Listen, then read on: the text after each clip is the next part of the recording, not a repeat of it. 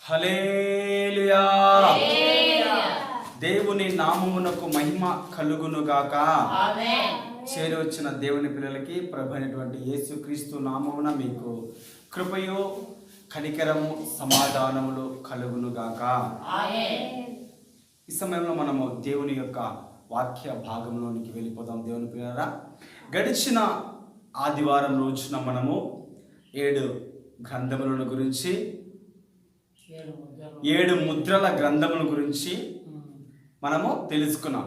7 గ్రంథములు ఏమిటి, ఆ తర్వాత మనము 7 ముద్రల గల గ్రంథం అంటే ఏమిటి, 7 ముద్రలో ఒక్కొక్క ముద్ర విప్పుచున్నప్పుడు భూలోకంలో జరిగే సంభవము ఏమిటి అనే విషయాలు మనము ధ్యానం చేసాం. అయితే దేవుని పిల్లరా, 7వ ముద్ర విప్పినప్పుడు జరిగిన సంభవాలు ఏమిటి ఈరోజు తెలుసుకుందాం. మనం 7వ ముద్ర విప్పినప్పుడు ఏ ముద్ర చెప్పండి?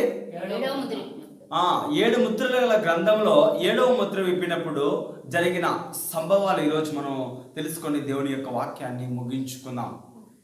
ఒకసారి ప్రకటన గ్రంథము 8వ అధ్యాయము 2వ వచనము ఒకసారి చదివి వినిపించవలసిందిగా దేవుని పేరిట మనవి చేస్తూ ఉన్నాను. అంతటా నేను దేవుని ఎదుట నిలిచి 7 దూతలను చూచితిని.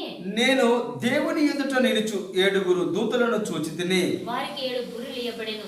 చూడండి దేవుని పిల్లరా, 7వ ముద్ర విప్పే సమయానికి విప్పిన తర్వాత జరిగినటువంటి సంభవం ఏమిటంటే, దేవుని సన్నిధిన 7 దూతలు నిలబడ్డారు.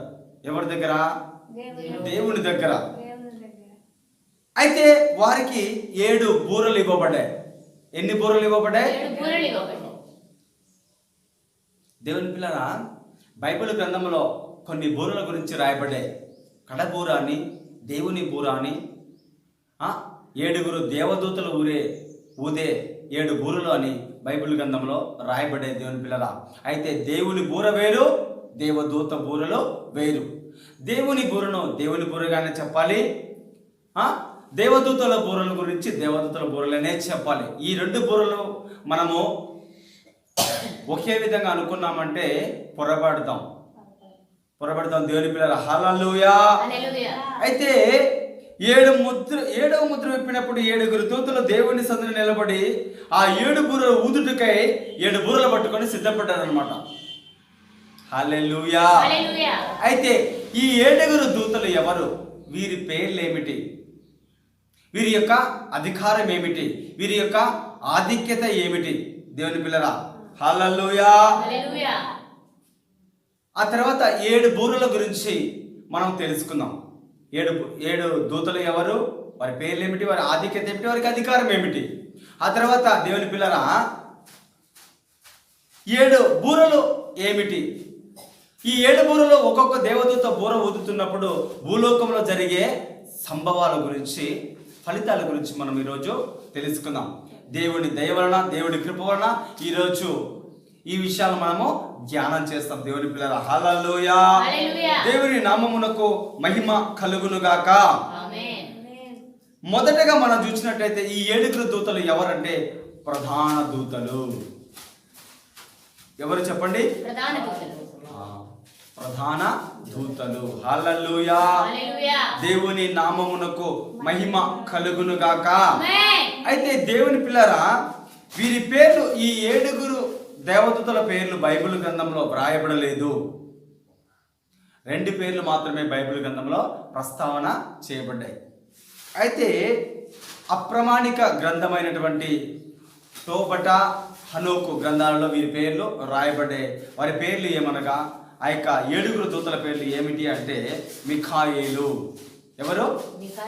మిఖాయేలు. నన్ను అందరూ నా వైపే చూడండి. దేవుని యొక్క వాక్యం చెబుతున్నప్పుడు శ్రద్ధగా, భక్తిగా వినాలి. హల్లెలూయా.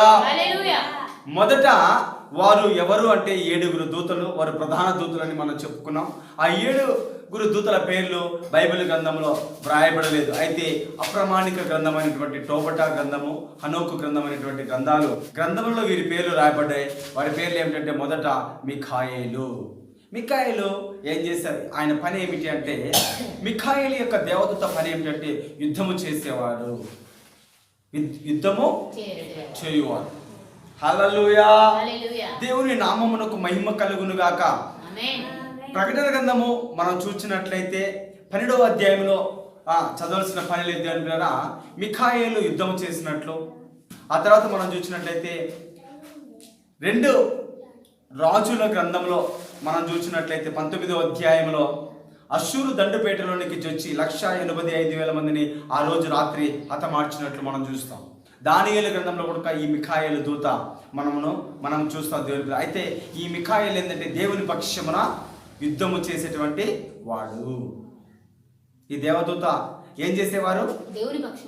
దేవుని పక్షమున యుద్ధం చేసేవారు. మొదట దూత పేరు మిఖాయేలు. రెండవ దూత ఏమిటి అంటే గాబ్రియేలు. ఎవరు? మహా సంతోషకరమైనటువంటి స్వర్తమానము దేవుని సన్నిధిన నిలిచి ఈ గాబ్రియేలు దూత తీసుకొని వచ్చింది. ఎప్పుడు? యేసుక్రీస్తు జన్మదినమున. ఏ దినమున? యేసుక్రీస్తు జన్మదినమున ఈ గాబ్రియేలు దూత ఏం చేసింది చెప్పండి? మహా సంతోషకరమైనటువంటి స్వర్తమానమును భూలోకంలో ఉన్నటువంటి ప్రజలకు తెలియచేసింది. హల్లెలూయా. రెండవ దూత పేరేంటి? గబ్రియేలు. హల్లెలూయా. ఆ తర్వాత మూడవ దూత పేరు ఏంటంటే రఫాయేలు. నాలుగవ దూత పేరు రఘుయేలు. ఆ తర్వాత 5వ దూత పేరు రమూయేలు. 6వ దూత పేరు సరియేలు. 7వ దూత పేరు ఉరియేలు. ఇట్లా ఈ 7 దూతలు దేవుని సన్నిధిన నిలవబడ్డారు. ఎప్పుడు? 7వ ముద్ర దేవుడు విప్పినప్పుడు దేవుని పిల్లరా దేవుని సన్నిధిన వీరు వచ్చి నిలవబడ్డారు. అప్పుడు వారికి ఏమి ఇవ్వబడ్డాయి చెప్పండి? ఏమి ఇవ్వబడ్డాయి? దేవుని ఈ 7 దూతలు దేవుని సన్నిధికి వచ్చి నిలబడ్డారు. నిలబడిన తర్వాత వారికి ఏమి ఇవ్వబడ్డాయి? బూరలు ఇవ్వబడ్డాయి. కొట్టండి చెప్పండి. దేవుని నామమునకు మహిమ కలుగును గాక. ఏమి ఇవ్వబడ్డాయి? 7 బూరలు. 7 ఒక్కొక్క బూర ఇవ్వబడింది. బాగా అర్థం చేసుకోవాలి దేవుని పిల్లరా. ఒకసారి ఆ మాటను మరొకసారి చదువుదాం. ప్రకటన గ్రంథము 8వ అధ్యాయం 2వ వచనం చదవండి. అంతటా 7 దూతలు చూచి తిని 7 బూరలు ఇవ్వబడ్డాయి.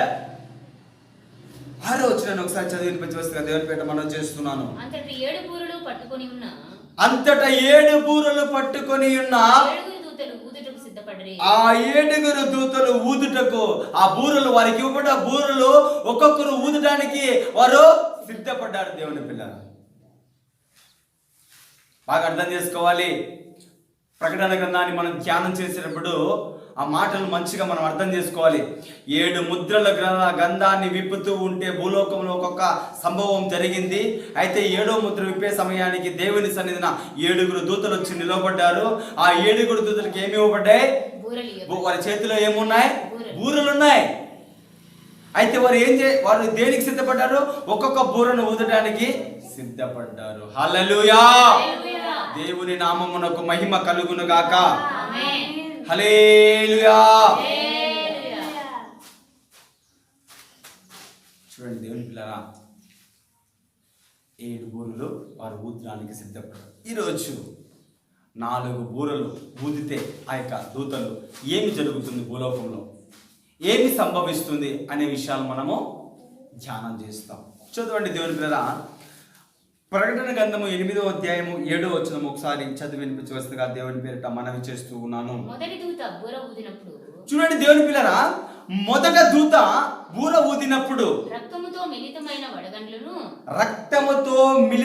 వడగండ్లను అగ్నియు పుట్టి భూమిపైన పడవేయబడెను. అందువలన భూమిలో 3వ భాగము కాలిపోయిను, పచ్చగడ్డి అంతయు కాలిపోయింది. దేవుని పిల్లలారా, ప్రపంచ భవిష్యత్తులో 7 దూతలకి 7 బూరలు ఇవ్వబడ్డాయి. మొదటి దూత బూర ఊదినప్పుడు ఏం జరిగింది? ఆకాశము నుండి చెప్పండి దేవుని పిల్లరా. ఫస్ట్గా మనం చూస్తే మొదటి బూర ఊదినప్పుడు రక్తముతో మిళితమైన వడగండ్లు పడ్డాయి. అగ్ని ఎక్కడ పడవేయబడి? వడగండ్లు అగ్ని భూమి మీద పడవేయబడ్డాయి. ఎక్కడ పడవేయ చెప్పండి దేవుని పిల్లరా. అయితే అగ్ని మనం చూసినట్లయితే దేవుని పిల్లలారా, ఆది కాండంలో కుమ్మరించబడింది. సొదొమ గొమొర్రా పట్టణాల పైన అగ్ని. ఎందుకు? సొదొమ గొమొర్రా పట్టణాలు పాపము ఎక్కువైనప్పుడు దేవుడు ఏం చేశాడంటే ఆ యొక్క సొదొమ గొమొర్రా పట్టణాల పైన అగ్ని. ఒకసారి ఆ వచనాన్ని చదివి వినిపించవస్తుగా దేవుని పేట మనం ఆదికాండం 20 అధ్యాయము 24, 25 వచనాలు చదివి వినిపించవస్తుగా దేవుని పేట మనవి చేస్తూ ఉన్నాను.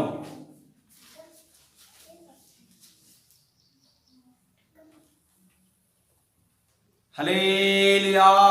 ఆదికాండము 20 అధ్యాయము 24, 25 వచనాలు చదివి వినిపించవలసిన దేవుని పేట మనవి చేస్తూ ఉన్నాను.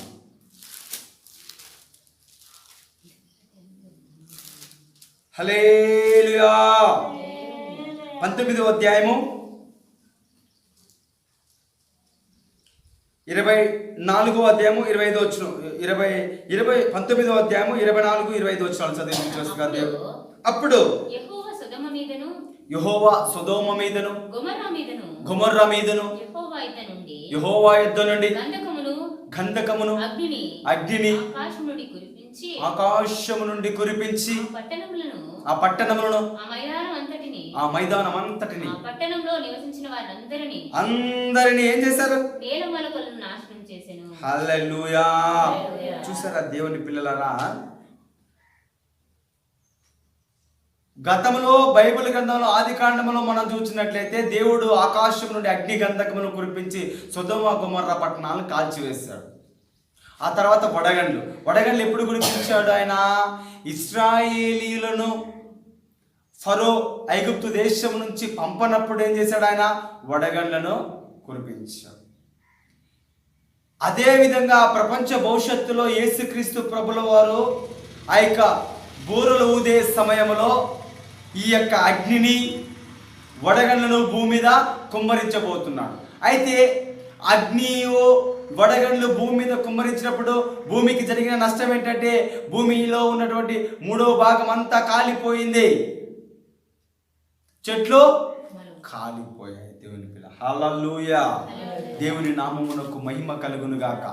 ఇటీవల ప్రాంతంలో ఇటలీలో ఏం జరిగిందంటే ఆకాశం నుంచి రక్తం అనే వర్షాన్ని దేవుడు కురిపించారు. వారు ఏం చేశారంటే ఆ ఇటలీ ప్రాంతవాసులు ఆ యొక్క ఆకాశం నుంచి వర్షము రక్తంలాగా కురుస్తున్నప్పుడు ఆ యొక్క రక్తాన్ని వారు ఆ యొక్క బాటిళ్లలో ఉంచి దాచుకున్నారంట. కొట్టండి చెప్పండి దేవుని నామమున. హల్లెలూయా. దేవుని నామమునకు మహిమ కలుగును గాక. హల్లెలూయా.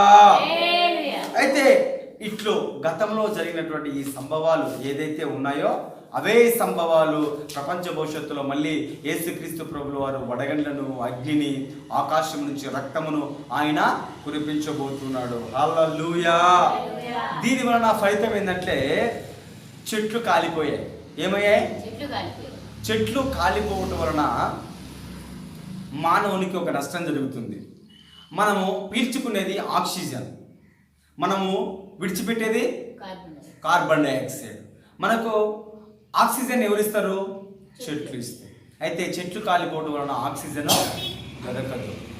అప్పుడు ప్రపంచ భవిష్యత్తులో ఆ యొక్క చెట్లు కాలిపోవడం వలన మనము ఆక్సిజన్ పీల్చుకొని కార్బన్ డైఆక్సైడ్ విడిచిపెట్టాలి. కాబట్టి ఆ రోజు ఆక్సిజన్ సరఫరా చేయడానికి చెట్లు ఉండవు, చెట్లన్నీ కూడా కాలిపోయి ఉంటాయి. అయితే మనం CO2ను కార్బన్ డైఆక్సైడ్ని విడిచి మళ్ళీ కార్బన్ డైఆక్సైడ్ పీల్చుకొని ఆ రోజు మనం అనేకమైనటువంటి రోగాలు ఎవరైతే ఈ భూమి మీద విడవబడతారో పొందవలసిన పని ఉంటుంది. ఈరోజు కరోనా వ్యాధి వలన మనం ఏం చేస్తున్నాం? మాస్క్ ధరిస్తున్నాం. ఆ మాస్క్ ధరించి మన యొక్క కార్బన్ డైఆక్సైడ్ని మనం విడిచిపెడుతున్నాం. ఆ మాస్క్లో నుంచి మళ్ళీ మన యొక్క గాలిని మనమే పీల్చుకొని ఈరోజు మాస్క్ పెట్టుకోవడం వల్ల కూడా ఇబ్బందులు ఎదుర్కొనిచున్నారు దేవుని పిల్లరా.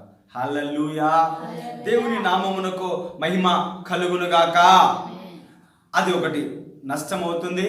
ఆ తర్వాత రెండవదిగా మనం చూసినట్లయితే చెట్లు కాలిపోవటం వలన ఏం జరుగుతుంది? మనకు కరువు ఏర్పడుతుంది, వర్షము కురవదు. చెట్లు కాలిపోవడం వలన వర్షం కురవదు దేవుని పిల్లల. ఆక్సిజన్ విడుదల అవ్వదు. అప్పుడు కరువు సంభవిస్తుంది. మనుషులందరూ కూడా రోగాల బారిన పడవలసిన పరిస్థితి ఏర్పడుతుంది. పచ్చగడ్డి అంతా కాలిపోతే అప్పుడు పశువులు తినడానికి ఏముండదు? గడ్డి ఉండదు. అప్పుడు పశువులన్నీ కూడా ఏమవుతాయి? చనిపోయే పరిస్థితి ఏర్పడుతుంది. అప్పుడు పాల కేంద్రాలు ఏమైతే మూతపడతాయి. పాల కేంద్రాల్లో పనిచేసే ఉద్యోగులు ఏమవుతారు? నిరుద్యోగులుగా మారే అవకాశం ఉంది. దేవుని పిల్లలు హల్లెలూయా, దేవుని నామమునకు మహిమ కలుగును గాక. చూసారా దేవుని పిల్లరా, మొదటి దూత బూర ఊదినప్పుడు జరిగిన సంభవం. భూలోకంలో దేవుడు భూమిని ఏం చేశాడు? దేవుడు భూమిని ఏం చేశాడు? నాశనం చేసే పరిస్థితికి తెస్తూ ఉన్నాడు. ఆదాం పాపం చేసినప్పుడు దేవుడు ఏం చేశాడు? భూమిని శపించాడు. భూమిని శపించాడు. అదే లాగున మానవుడు పాపం చేసినప్పుడు దేవునికి ప్రకృతి పైన కోపం వస్తుంది. దేవుని పిల్లరా చూడండి, అక్కడ ఉన్నటువంటి చెట్లు కాలిపోయాయి, పచ్చగడ్డి అంతా కాలిపోయింది. అప్పుడు తత్ఫలితంగా ఆక్సిజన్ సరఫరా లేదు. దాని వలన మనుషులు అనేక రోగాలకు గురవలసిన పరిస్థితి. ఆ తర్వాత వర్షాలు పడవు, పచ్చగడ్డి అంతా కాలిపోవడం వలన పాల కేంద్రాలు, ఆవులు ఏమవుతాయి? చనిపోయే పరిస్థితి ఏర్పడుతుంది. అప్పుడు పాల కేంద్రాలు మూత పడతాయి. మొదటిగా దేవుని దూత బూర ఊదినప్పుడు భూమికి ఏం తగిలింది? దెబ్బ తగిలింది. హల్లెలూయా, దేవుని నామమునకు మహిమ కలుగును గాక.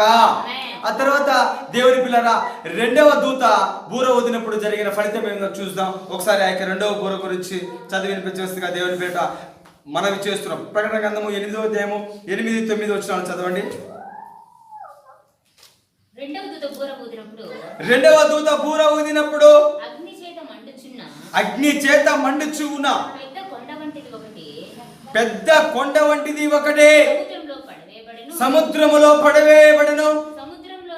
సముద్రములోని ప్రాణము గల జంతువులలో మూడవ భాగము చచ్చెను. ఓడలలో మూడవ భాగము నాశనమైంది. దేవుని పిల్లలారా, రెండవ దూత బూర ఊదినప్పుడు ఏం జరిగిందంటే పెద్ద కొండ వంటి చదువు.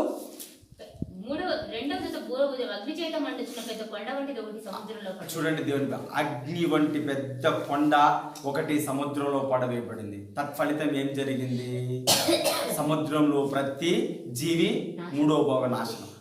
ఓడలలో మూడో భాగం నాశనమైంది. హల్లెలూయా.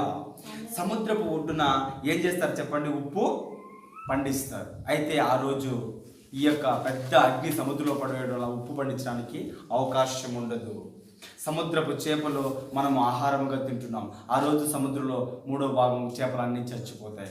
అప్పుడు జాలరులు వారి యొక్క జీవనాధారాన్ని కోల్పోవలసిన పరిస్థితి ఏర్పడుతుంది. చూడండి దేవుని పిల్లల, ఫస్ట్ దేవుడు భూమికి దెబ్బ వేశాడు. రెండవ దూత బూర ఊదినప్పుడు సముద్రానికి దెబ్బ వేస్తూ ఉన్నాడు. అప్పుడు ఓడలో మూడో భాగం నాశనం అయిపోయి అప్పుడు అంతర్జాతీయ మార్కెట్ వ్యాపార వ్యవస్థ ఏమవుతుంది? దెబ్బతింటుంది. దేవుని పిల్లలు చూడండి, ఒక్కొక్కటి దేవుడు ఈ యొక్క శ్రమ భూమి మీదకి రాబోతున్నప్పుడు ఫస్ట్ భూమిని దెబ్బతీశాడు. రెండవదిగా సముద్రాన్ని దెబ్బతీస్తున్నాడు. సముద్రము పక్కన ఏం చేస్తారు? ఉప్పును పండిస్తారు మామూలుగా. ఆ యొక్క ఉప్పు దెబ్బతింటుంది. ఉప్పు ఆ తర్వాత సముద్రపు చేపలు ఆహారంగా మనం తింటున్నాం, వాటిని దెబ్బతీస్తాడు. ఆ తర్వాత ఓడలు నాశనం అవుతున్నాయి. ఆ తర్వాత ఓడలు నాశనం అవడం వల్ల ప్రపంచ మార్కెట్ యొక్క వ్యాపార వ్యవస్థ దెబ్బతింటూ ఉంది. హల్లెలూయా, దేవుని నామమునకు మహిమ కలుగును గాక. ప్రజలకు భూమి ఎంత అవసరమో సముద్రం కూడా అంతే అవసరం. హల్లెలూయా, హల్లెలూయా. రెండవ దెబ్బ సముద్రానికి దేవుడు వేస్తున్నాడు. ఎందుకు? మానవుడు దేవుని మాట వినకపోవటం వలన కలిగే శాపం. ఆదాము దగ్గర నుంచి ప్రపంచ భవిష్యత్తులో యేసుక్రీస్తు రెండవ రాకడ వరకు దేవుని కోపము ఎంతైతే ఉందో అంతటి కూడా ఈ ప్రకృతి పైన దేవుడు చూపిస్తూ ఉన్నాడు. దేవుని పిల్లరా, మొదటి దూత బూర ఊదినప్పుడు భూమికి ఆయన దెబ్బ వేశాడు. రెండవ దూత బూర ఊదినప్పుడు సముద్రానికి దెబ్బ వేశాడు. హల్లెలూయా, దేవుని నామమునకు మహిమ కలుగును గాక. మీకు విషయం చెప్పండి దేవుని పిల్లరా, రెండవ దూత బూర ఊదినప్పుడు ఏం జరిగిందంటే దేవుని పిల్లరా, నిర్గమాకాండము 7వ అధ్యాయము 20 వచ్చిన ఒకసారి చదివి వినిపించవలసిందిగా దేవుని పేరిట మనవి చేస్తూ ఉన్నాను. రక్తముగా మారిందంట. ఒకసారి నిర్గమాకాండము 7వ అధ్యాయము 20 వచనము.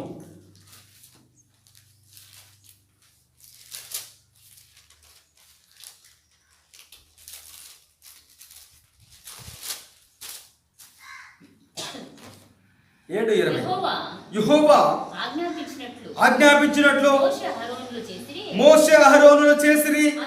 అతడు ఫరో ఎదుటను అతని సేవకుల ఎదుటను తన కర్రను పైకెత్తి ఏటి నీళ్లను కొట్టగా ఏటి నీళ్ళనియో చూసారు దేవుని పిల్ల, ఏటి నీళ్ళనియో రక్తముగా మార్చబడను. ఏ విధముగా అయితే ఐగుప్తు దేశములో ఆ యొక్క నైలు నది నీళ్లను రక్తముగా మార్చాడో అదే లాగున ప్రపంచ భవిష్యత్తులో రెండవ దూత బూర ఊదే సమయానికి అగ్ని వంటి పెద్ద కొండ సముద్రంలో పడవేసినప్పుడు ఆ సముద్రం ఏమైంది చెప్పండి? అన్ని గురుక చేపలు చచ్చిపోవడం వల్ల సముద్రపు నీళ్ళన్నీ రక్తముగా మారే అవకాశాలు ఉంటాయి. హల్లెలూయా, దేవుని నామమునకు మహిమ కలుగునుగాక. హల్లెలూయా. చూసారా, ప్రపంచ భవిష్యత్తులో ఏ విధంగా అయితే గతంలో జరిగాయో అదే వాటిని దేవుడు భూమి మీదకి రప్పింపబోచున్నాడు. అది శ్రమల కాలంలో రప్పింపబోచున్నాడు.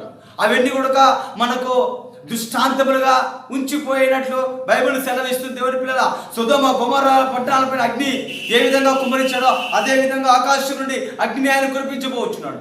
రక్త వర్షాన్ని కురిపించబోతున్నాడు. వడగళ్ళను కుమ్మరించబోతున్నాడు. హల్లెలూయా, దేవుని నామమునకు మహిమ కలుగునుగాక. మొదట బూర ఊదినప్పుడు భూమికి తెగులు సంభవించింది. రెండవ దూత బూర ఊదినప్పుడు సముద్రానికి తెగులు సంభవించింది. సముద్రం మీద దెబ్బ వేశాడు దేవుడు. హల్లెలూయా. ఆ తర్వాత మనం చూసినట్లయితే మూడవ బూర దేవదూత ఊదే సమయానికి జరిగిన ఫలితాలు ఈరోజు మనం తెలుసుకుందాం. ఆ తర్వాత చదవండి, ప్రకటన గ్రంథం 5వ అధ్యాయం 10-11 వచనాలు చదవండి.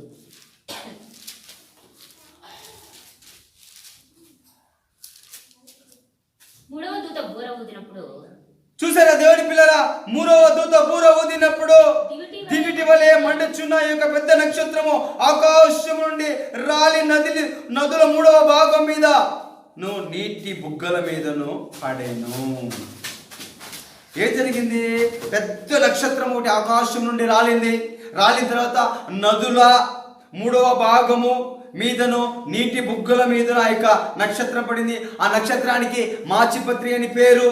అందువల్ల నీళ్ళల్లో మూడవ భాగము మాచిపత్రి అయిన నీళ్లు చేదైపోయినందున వాటి వలన మనుషులు అనేకులు చచ్చిరి.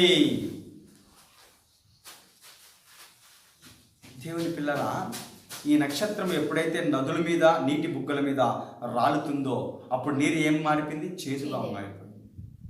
ఆ నీరు తాగి అనేకులు ఏమయ్యారట? చచ్చిపోయారు. ఇది దేవుని యొక్క కోపం. ఫస్ట్ ఏమో ఆయన భూమి మీద, రెండవసారి సముద్రం మీద, మూడవసారి తాగే నీళ్లపైన ఆయన కోపపడుతూ ఉన్నాడు. ఆ యొక్క నక్షత్రము ఆ యొక్క నీళ్ళల్లో రాయడం వలన ఆ నీళ్ళని ఏమైపోయా? ఆ యొక్క నక్షత్రం పేరు మాచిపత్రి. ఆ యొక్క మాచిపత్రి అనే నక్షత్రము ఆ యొక్క నీటి మీద పడటం వలన ఆ నీరు చేదుగా మారిపోయింది. ఏం మారిపోయింది? దేవుడు ఐగుప్తుపై కోపగించినప్పుడు అక్కడ నీళ్ళను ఆయన రక్తముగా మార్చాడు. అవునా దేవుని పిల్లరా? అక్కడ నీళ్ళను ఆయన ఏం చేశాడు? రక్తముగా మార్చాడు. ఎప్పుడైతే ఫరో ఆ యొక్క రాజు ఇశ్రాయేలును ఆ యొక్క ఐగుప్తు దేశం నుంచి పంపనప్పుడు ఆ యొక్క ఐగుప్తు దేశం పైన ప్రభువు కోపగించినప్పుడు ఆయన ఏం చేశాడంటే నీళ్ళను అక్కడ రక్తముగా మార్చాడు ఆయన. హల్లెలూయా. నీళ్ళను ఏం మార్చాడు ఆయన? రక్తంగా మార్చాడు. దేవుడు ఇశ్రాయేలుల మీద కోపగించినప్పుడు వారికి ఏం చేశాడు? ఆయన నీళ్ళను చేదుగా మార్చాడు. ఇశ్రాయేలుల పైన కూడా దేవుడు కోపగించాడు. నిర్గమకాండం ఒకసారి 15వ అధ్యాయము 23వ వచనము ఒకసారి చదివి వినిపించవలసిందిగా దేవుని పేరిట మనవి చేస్తాం. నిర్గమకాండము 15వ అధ్యాయము 23వ వచనం చూడండి దేవుని పేరు. అక్కడ వారికి ఇశ్రాయేలు ప్రజలైనటువంటి వారికి చేదు నీళ్ళు ఇచ్చినట్టు మనం చూస్తాం. చదవండి. మారా నీళ్లు చేదైనవి గనుక. చూసారా, దేవుడు ఇశ్రాయేలు పైన కూడా కోపగించాడు. ఆ యొక్క స్థలమునకు వారు చేరుకున్నప్పుడు, దేవుని పైన వారు తిరుగుబాటు చేసినప్పుడు, ఆ యొక్క మోషే పైన వారు కొనిగినప్పుడు ఆయన ఏం చేశాడంటే ఆ యొక్క స్థలంలో ఉన్నటువంటి నీళ్లను ఏం చేశాడు? ఆయన చేదుగా మార్చేశాడు. ప్రపంచ భవిష్యత్తులో ఏ విధముగా అయితే నీళ్లను రక్తముగా మార్చాడో, ఏ విధముగా అయితే ఇశ్రాయేలు ప్రజలకు నీళ్లను చేదుగా మార్చాడో, అదేలాగున యేసుక్రీస్తు ప్రభుల వారు ఆ యొక్క ప్రపంచ భవిష్యత్తులో ఆ యొక్క మూడవ దూత బూర ఊదినప్పుడు నీటిని ఆయన ఏం చేస్తున్నాడు? చేదుగా మార్చేస్తున్నాడు.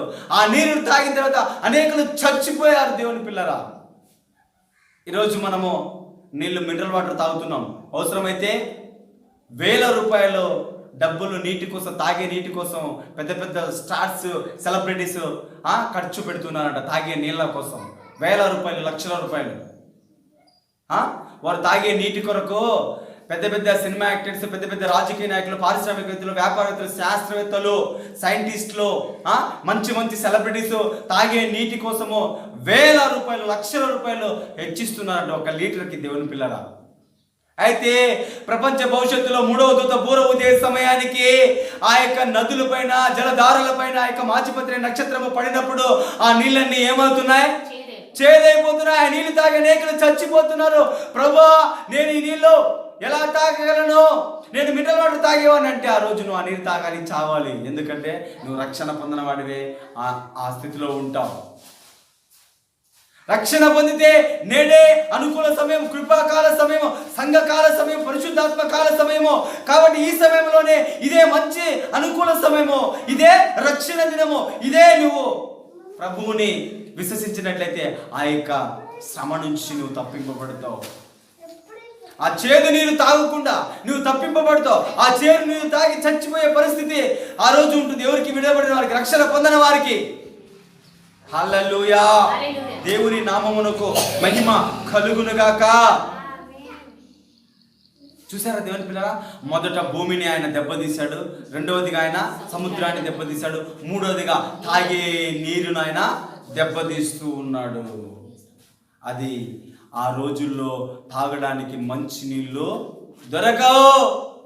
వెలిగిల్లు ప్రాజెక్టు మనకు ఉంటుందని మనం సంతోషపడుతున్నాం, తాగడానికి నీరు వస్తుందని. బుగ్గంక జలాశయం ఉందని మనము కడప ప్రజలందరూ కూడా సంతోషపడుతున్నారు. వాటర్ గండి ఉందని సంతోషపడుతున్నారు. దేవుని పిల్లరా, ఆ రోజు ప్రతి నీటిలో ఆ యొక్క మాచిపత్రి పడటం వలన నీరంతా చేదైపోతుంది, విషమైపోతుంది. ఆ నీరు దప్పిక తట్టుకోలేక నీరు తాగితే మనము చచ్చిపోతాం. అలాంటి పరిస్థితి భవిష్యత్తులో రాబోతుంది. దేవుని పిల్లరా, చూసారా? ఒక్కొక్కటి బైబిల్లో మనం చూస్తూ ఉన్నాం. గతంలో ఏదైతే జరిగిందో అదే పునరావృతం కాబోతుంది. దేవుని పిల్లరా, హల్లెలూయా, హల్లెలూయా. దేవుని నామమునకు మహిమ కలుగును గాక. చూసారా? ఫస్ట్ దెబ్బ దేనికి పడింది? భూమికి. రెండవ దెబ్బ సముద్రానికి. మూడవ దెబ్బ నీళ్లకు, తాగే నీళ్లకు. హల్లెలూయా, హల్లెలూయా. తర్వాత మనం చూస్తే దేవుని పిల్లరా, నాలుగవ దూత బూర ఊదే సమయానికి ఏం జరుగుతుందో, ఏం ఫలితం సంభవిస్తుందో ఒకసారి చదువుదాం. ప్రకటన గ్రంథము 8వ అధ్యాయము 12వ వచనం ఒకసారి చదివి వినిపించవలసిందిగా దేవుని పేరిట మనవి చేస్తున్నాను. అందువలన 12వ వచనం, ప్రకటన గ్రంథము 8వ అధ్యాయము 12. నాలుగవ దూత బూర ఊదినప్పుడు సూర్య చంద్ర నక్షత్రములలో మూడవ భాగము. దేవుని పిల్లలారా, నాలుగవ దూత బూర ఊదే సమయానికి ఈ యొక్క సృష్టిలో జరుగుతున్నటువంటి ఫలితం ఏంటంటే సూర్య చంద్ర నక్షత్రములో మూడవ భాగము చీకటి అయిపోయింది. వెలిగిలేదు, సూర్యుడు వెలిగివ్వలేదు, చంద్రుడు వెలిగివ్వలేదు, నక్షత్రాలు వెలిగివ్వలేదు, అన్ని కూడా చీకటిమయమైపోయా. చదవండి. మూడవ భాగమున చంద్ర నక్షత్రం ప్రకాశింపుకున్నట్లు వాటిలో మూడవ భాగము కొట్టబడెను. హల్లెలూయా. ఇప్పుడు దేవుడు ఏం చేశారంటే, దేవుని పిల్లరా, నా వైపు చూడండి. ఇప్పుడు దేవుడు ఏం చేశాడు?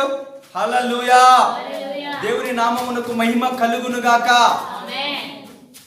సూర్యుడు వెలిగిచ్చి ఆయన వెలుగు లేకుండా పోయింది. చంద్రుడు వెలిగిచ్చి ఆయన చంద్రుడు వెలిగివ్వట్లేదు. నక్షత్రాల వెలుగు ఏమైంది? చీకటి. హల్లెలూయా. దేవుని నామమునకు మహిమ కలుగునుగాక. దేవుని పిల్లరా, బైబిల్ గ్రంథంలో మనం చూసినట్లయితే బైబిల్ గ్రంథంలో అనేక మారులు సూర్యుడు తన ముఖాన్ని చాటు చేసుకున్నట్టు మనం చూస్తాం. ఒకసారి నిర్గమాకాండము 10వ అధ్యాయము 22వ అధ్యాయము 22వ వచనం 23వ వచనాలు ఒకసారి మీరు చదివి వినిపించవలసిందిగా దేవుని పేరట మనవి చేస్తూ ఉన్నాను.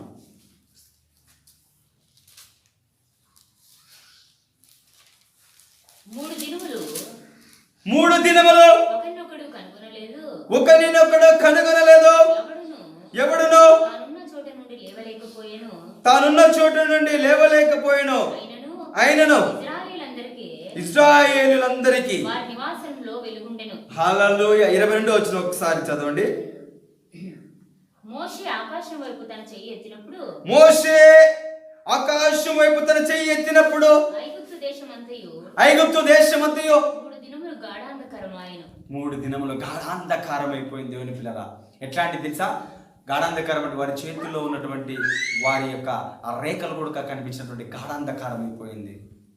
ఎప్పుడు? ఐగుప్తు దేశంలో. హల్లెలూయా. దేవుని నామమునకు ఇట్లా మనం చూస్తే యెహోషువ గ్రంథంలో కూడా ఒకరోజు ఆయన ప్రార్థన చేసినప్పుడు సూర్యచంద్రులు ఆగిపోయినట్టు మనం చూస్తాం. యేసుక్రీస్తు ప్రభువు వారు కలువరి శిలువలో ఉన్నప్పుడు మధ్యాహ్న కాల 12 గంటల మొదలుకొని 3 గంటల వరకు ఆ దేశం అంతటా చీకటి కమ్మినట్లు మనం చూస్తాం. బైబిల్ గ్రంథంలో అనేక సార్లు సూర్యుడు తన ముఖాన్ని చాటు చేసుకున్నటువంటి సందర్భాలు మనం చూస్తూ ఉన్నాం. కొట్టండి చెప్పండి, దేవుని నామానికి మహిమ కలుగును. హల్లెలూయా. ఇశ్రాయేలీయులు ఐగుప్తు దేశం నుంచి ప్రయాణం అయిపోయే పరిస్థితిలో ఐగుప్తు దేశంలో 3 దినాలు సూర్యుడు తన ముఖాన్ని చాటు చేసుకున్నట్టు మనం చూస్తాం. యెహోషువ ప్రార్థన చేసే సమయంలో ఒక్కరోజు దేవుడు సూర్యచంద్రులు ఆపినట్టు మనం చూస్తాం. అంటే సూర్యచంద్రులు తన ముఖాలను చాటు చేసుకున్నట్టు చూస్తాం. యేసుక్రీస్తు ప్రభుల వారు లూకా సువార్త 23వ అధ్యాయం 44వ వచనం ఒకసారి చదివి వినిపించండి. అక్కడ లూకా సువార్త 23వ అధ్యాయము 44వ వచనంలో మనం చూసినట్లయితే సూర్యుడు తన ముఖాన్ని చాటు చేసుకున్నట్టు మనం చూస్తాం. అప్పుడు రమారమి మధ్యాహ్నమాయెను. అది మొదలుకొని 3 గంటల వరకు ఆ దేశమంతటి మీద చీకటి కమ్మెను. దేవుని పిల్లలారా, గతంలో ఏ సంభవాలైతే జరిగాయో అదే విధముగా ప్రపంచ భవిష్యత్తులో 4వ దూత బూర ఊదే సమయంలో చంద్రుడు, సూర్యుడు, నక్షత్రాలు ఏమవుతున్నాయి? చీకటి అవుతున్నాయి, వెలుగునివ్వట్లేదు. మొదటి దెబ్బేమో సృష్టి మీద ఉన్నటువంటి భూమిని దెబ్బతీశాడు, రెండవదిగా సముద్రాన్ని దెబ్బతీశాడు, మూడవదిగా తాగే నీళ్లను దెబ్బతీశాడు, నాలుగవదిగా సూర్యుని, చంద్రుని, నక్షత్రములను దెబ్బతీస్తున్నాడు వెలిగినివ్వకుండా. ప్రపంచ భవిష్యత్తులో అదే పునరావృతం కాబోతుంది. ఈ 4 ఒక్కొక్కటి మనం చూస్తూ ఉన్నాం దేవుడిగా. వీటి వలన మనం మానవుడు ఏం చేస్తున్నాడు? అనేకము కోల్పోవలసిన పరిస్థితి, ఆక్సిజన్ కోల్పోవలసిన పరిస్థితి ఏర్పడుతుంది. తాగే నీరు లేకుండా వెళుతుంది, పాలు లేకుండా వెళుతున్నాయి, తాగడానికి పాలు. సముద్రపు చేపలు చచ్చిపోవడం వలన సముద్ర ఆహారం లేకుండా పోతుంది. గొప్ప కరువు ఏర్పడే పరిస్థితి చూస్తూ ఉన్నాం మనం. కరువు ఒకటి, రోగాలు, ఆక్సిజన్ దొరకపోవడం, నీళ్లు దొరకపోవడం, తీరా చూస్తే మనిషి వెలుగు లేకపోవడం. దేవుని పిల్లరా, హల్లెలూయా, హల్లెలూయా. దేవుని నామమునకు మహిమ కలుగును గాక. కని విని ఎరుగినటువంటి శ్రమ సంభవింపబోతుంది దేవుని పిల్లరా. ఆ శ్రమలో నుంచి నీవు నేను తప్పింపబడాలంటే మనం ఏం చేయాలి? నేడే రక్షణ దినం. నేడే దేవుని నమ్ముకోవాలి. కృపాకాలంలోనే ప్రభువుని నువ్వు నమ్ముకోవాలి. పరిశుద్ధాత్ముడు ఈ భూమి మీద ఉండగా, సంఘము ఈ భూమి మీద ఉండగా నీవు ప్రభువుని నమ్ముకోవాలి, ప్రభువుని విశ్వసించాలి. ప్రభువు నా రక్షకుడు, ప్రభువు నా దేవుడు, ప్రభువు నా పాపం కొరకు చనిపోయి సమాధి చేయబడి 3వ దినాన్ని తిరిగి లేచాడు. ఆయన నేడో రేపో మధ్యాకాశానికి రాబోతున్నాడని నీ హృదయమందు నీవు విశ్వసించలేదా నీవు రక్షింపబడదువు. రక్షింపబడిన పేరిట నువ్వు మారు మనసు పొందుదు. మారు మనసు పొందితే రాబో ఆ యొక్క శ్రమల కాలంలో నుంచి నీవు తప్పింపబడతావు. రాబోవు శ్రమల కాలంలో నుండి నీవు తప్పింపబడతావు. హల్లెలూయా, హల్లెలూయా. అట్టి శ్రమల కాలం నుండి నువ్వు తప్పిపోవాలని నేను బ్రతిమలాడుచున్నాను దేవుని పిల్లరా. హల్లెలూయా, హల్లెలూయా. చూసారా? బాగా జ్ఞాపకం ఉంచుకోండి దేవుని పిల్లరా. 7 ముద్రల గల గ్రంథము 7వ ముద్ర విప్పినప్పుడు 7 దూతల దేవుని సన్నిధిని నిలబడడం జరిగింది. దేవుని సన్నిధిని నిలబడితే ఆ నిలబడిన వారికి ఏమి ఇవ్వబడ్డాయి? 7 బూరలు ఇవ్వబడ్డాయి. 7 బూరలు ఇచ్చిన తర్వాత ఒక్కొక్క దేవతతో ఒక్కొక్క బూర ఊదుతున్నప్పుడు ఒక్కొక్క సంభవము భూమి మీద జరుగుతూ ఉంది. హల్లెలూయా. అట్టి శ్రమల కాలంలో నుండి నీవు తప్పింపబడుదుగాక. ఆమేన్. దేవుడి యొక్క వాక్యమును దీవించునుగాక. రాబోవు 3 బుర్రల గురించి రేపు వారమున మనము తెలుసుకుందాం. అట్టి కృప దేవుడు మనకు దయచేయునుగాక. ప్రార్థన. మహాపరిశుద్ధుడా, జీవము కలిగిన తండ్రి యేసయ్యా, పరిశుద్ధాత్మదేవాని పాదములకు స్తోత్రములు నాయనా. 7వ ముద్ర విప్పినప్పుడు 7 దూతలు నీ ఎదుట నిలబడ్డారు ప్రభా. వారికి 7 బూరలు ఇవ్వబడ్డాయి. ఒక్కొక్క బూర ఊదుతున్నప్పుడు ఒక్కొక్క సంభవం భూలోకంలో సంభవిస్తుంది. సముద్రంలోను, ఆ తర్వాత నీటిలోను, ఆ తర్వాత సూర్యచంద్ర నక్షత్రం పైన ఒక్కొక్క తెగులు సంభవిస్తున్నట్టు మనం చూస్తూ ఉంటున్నాం. దేవుని పిల్లరా, ప్రభా ఆ యొక్క శ్రమ నుంచి మేమందరం కూడా తప్పింపబడాలని, ఆ యొక్క శ్రమలో మేము ఉండకున్నట్లు నాయన మా అందరికీ నేను మీ యొక్క కృప దైత్యమని ప్రార్థన చేస్తున్నాను. అలాగన ఎంతమంది అయితే ఈ యొక్క వాక్యాన్ని యూట్యూబ్ ద్వారా వీక్షిస్తున్నారో వారందరూ కూడా ఆ యొక్క బూరలు ఊదే సమయంలో ఈ భూమి మీద ఉండకుండా వారి మధ్యాకాశానికి కొనుక్కోబడినట్లు సహాయం చేయమని ప్రార్థన చేస్తున్నాను. అయ్యా, మమ్మల్ని సమయాన్ని చేతులకు అప్పగించుకొనొచ్చు. యేసు పరిశుద్ధ నామమున ప్రార్థించి అడిగి వేడుకొనుచున్నాం పరమ తండ్రి.